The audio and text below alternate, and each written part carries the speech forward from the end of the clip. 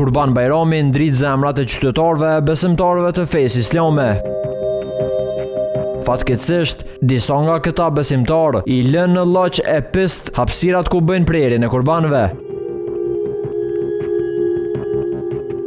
Agjencia e Ushqimit dhe Veterinës, këtë Kurban Bajram ka alarmuar vazhdimisht me thirrjet e tyre ndaj qytetarëve që thirrjet e kafshëve të mos bëhen në hapësira publike e vende ku nuk i plotësojnë kushtet sanitare. Zëdhënësi i këtij institucioni Lamir Thaçi ka theksuar që të festohet, por të bëhet kujdes me thirrjen e kafshëve për kurban. Kjo sepse është paraport që thirrjet të bëhen në thertoret e licencuara, ku bëhet kontrolli nga mjeku sanitar e më pas aprovohet përdorimi i mishit.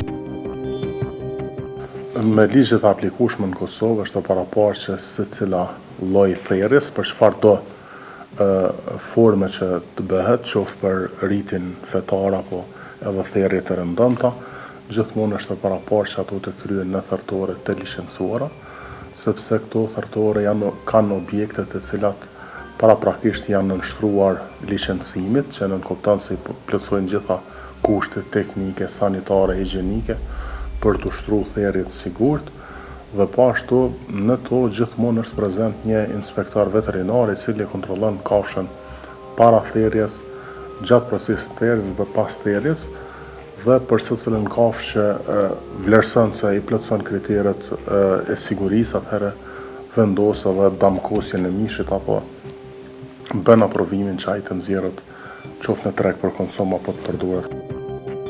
Se nuk lejohet thirrja në hapësirat publike, Thaçi ka thënë që nuk ka siguri, prandaj edhe paraqesin rrezik. Një tjetër rrezik nga mbetjet nga prerjet, për të cilat thotë që nuk guxojnë të ekspozohen në natyrë për shkak të rrezikut të ndonjë smundje, andaj një gjë e tillë është e ndëshkueshme me ligj. Mbetjet e kafshëve të cilat therren, ka thënë që thertorët e kanë obligim t'i trajtojnë me kujdes përmes kompanive të kontraktuara ku bëhet asgjësimi i tyre. Thaçi në një intervistë për Kiks Kosova apelon që festa të kryhet me dinjitet duke respektuar rregullat e agjencisë.